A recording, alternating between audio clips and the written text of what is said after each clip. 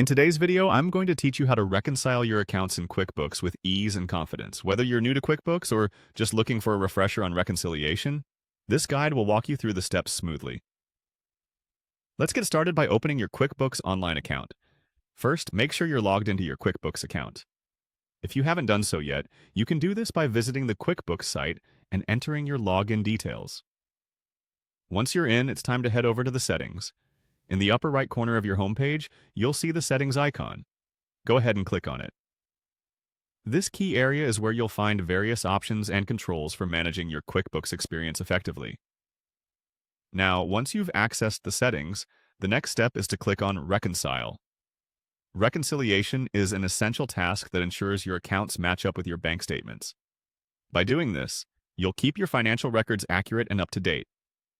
So, locate the Reconcile button and give it a click. When you land on the reconciliation page, the first question it asks you is, which account do you want to reconcile? It's important to choose accurately here, Tsai. You're looking to verify the details of the transactions for a specific account. So, go ahead and select the account you're focusing on from the drop-down list. Next, it's time to click on Inventory.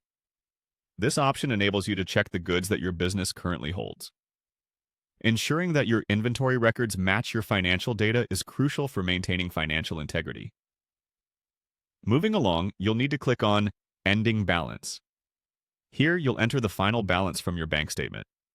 This figure is critical in the reconciliation process, as it serves as a reference point for all the subsequent reconciliations. Following that, make sure you click on Ending Date. It's the date your bank statement ends and ensures that reconciliations are time-bound and accurate for every financial period. Accurately filling these fields aids in a seamless reconciliation process. After setting the ending date, you'll go to click on Date. This will allow you to select specific transaction dates you need to look into. Accurate dates keep your reconciliation precise and reflective of your transactional history. Next up, head over to the Service Charge option. If there are any bank fees reflected in your statement, you can record them here for accuracy. Lastly, don't forget to go over to the Expense account. This is where expenses get categorized. By ensuring every service charge finds its right place, your financial overviews remain clean and insightful. And that's it. By carefully completing each step, you ensure that your accounts are up to date, accurate, and ready for whatever your business needs next. With QuickBooks and this guide, you're well equipped to handle your finances. Thanks for watching, and happy bookkeeping.